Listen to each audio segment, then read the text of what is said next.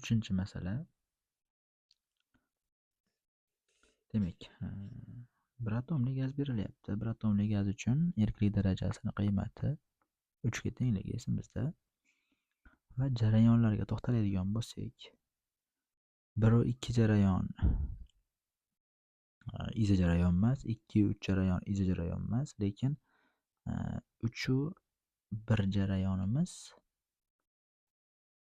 izobarik jarayon, ya'ni P konstant jarayon. Shu esdan chiqmay tursin. Demak, bizda aytilyaptiki, gazning bir siklda bajargan ishini toping deyilyapti. Xo'sh. Bunda shaklda yuzasini topsak, shu bir siklda bajarilgan ishni beradi. Endi biz e'tibor beradigan narsa bor. Bu shaklda yuzini osonroq topa olamiz. Bu uchburchak bo'lganligi uchun uchburchak yuzini topsak bo'ladi.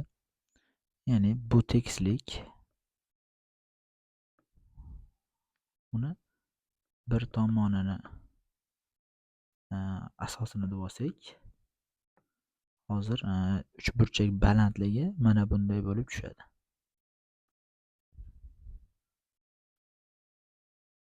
Bu uchburchak balandligi. Demak, bizda uchburchakning asosi 2 V0 dan V0 ayirmasi bo'lib mana bu qiymatni beryapti. Balandligi bo'lsa 5 ta P0 taqsim 3 dan ayiryapmiz P0 qiymatni. Demak, ularni ayirib olsak, bizda 2 P0 taqsim 3 balandlik paydo bo'ladi va asosi V0 o'zi bo'ladi. Va uchburchakning yuzasi eslaringda bo'lsa, nimaga teng bo'lardi? AH taqsim 2 edi. Demak, bizda hozir bajarilgan ish formulamiz tomoni V0 ga teng bo'lyapti. Balandlik bo'lsa 2P0 taqsim 3 ga teng bo'lyapti. Va buni 2 ga bo'lamiz. Demak, 2 bilan 2 qisqarib, bajarilgan ishning qiymati o'z-o'zidan A teng bo'lib P0 V0 taqsim 3 ko'rinishda kelyapti ekan. Endi 34-masalaga o'tsak, 1, 2, 3 o'tishda gaz ichki energiyasi qanchaga o'zgargan deyilgan. Demak, biz hal qiladigan narsamiz birinchi jarayon uchun U1 ichki energiyani topamiz va 3-jarayon uchun U3 topsak, masala yechiladi. Demak, U1 topyapmiz. U1 teng bo'ladi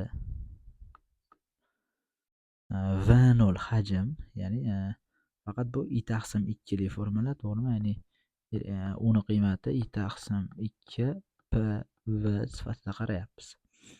Xo'sh, bir atomli bo'lganligi uchun bu 3 taqsim 2 bo'lyapti va P0imiz, ya'ni bosimimiz 5 ta P0 taqsim 3 bo'lyapti. Hajmimiz bo'lsa V0 o'ziga teng bo'lyapti.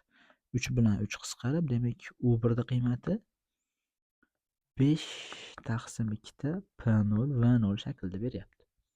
Endi U3 ga o'tsak, U3imiz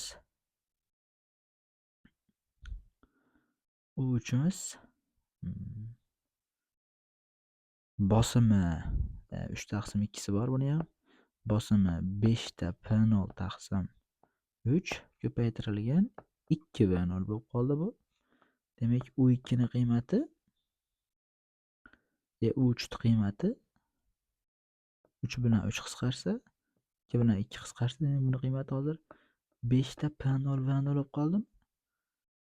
U3 ning qiymati bu. Demak, bizdan delta U so'ralgan. Bu U3 ayrilgan U1 ga, ya'ni keyingi holatdagi ichki energiyani boshlang'ichdan ayraymiz. Qiymat 5 ta P0 V0 dan ayiryapmiz. 5 taqsim 2 ta P0 V0 da. Buni qiymati o'z-o'zidan delta U teng bo'lar ekan 5 taqsim 2 P0 V0 degan qiymatni beradi. 35-chi masalamiz. 1 dan 3ga, 3dan 2ga o'tishda ichki energiya qanchaga ortgan deyilyapti. Demak, endi bizga kerak bo'lar ekan U1 yana va kerak bo'lar ekan U2. Demak, endi biz haqlagan narsa U1 ni topuvdik. Eslangda bo'lsa, bu 3 taqsim 2, 5 ta P0 taqsim 3 V0 bo'ladi va U1 ni yakuniy ko'rinishi 3 lar qisqargandan keyin 5 taqsim 2 P0 V0 bo'ladi. Endi biz U2 ni qidiryapmiz. U2 ham xuddi shunday 3 taqsim 2, faqat U2 ni bosimi P0, hajmi bo'lsa 7 ta V0 taqsim 3 ga teng. 3 bilan 3 qisqarib turib, demak U2 ni qiymati 7 taqsim 2 P0 V0 ko'rinishi kelib qoldi. Qanchaga ortgan deyilyapti? Bu 2,5 ta P0 V0 bo'lsa, bu 3,5 ta P0 V0 mi? Demak, qiymat o'z-o'zidan delta U ni qiymati P0 V0 ni o'ziga teng bo'lib qoladi. Demak, yakuniy xulosalar. Birinchi savolda 33-savolimizga 1 taqsim 3 li javob, bu S javobda turibdi.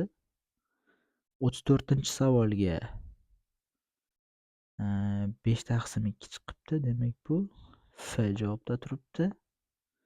Va 35-savolimizning javobi P0 V0. Demak, bu A javobda turibdi.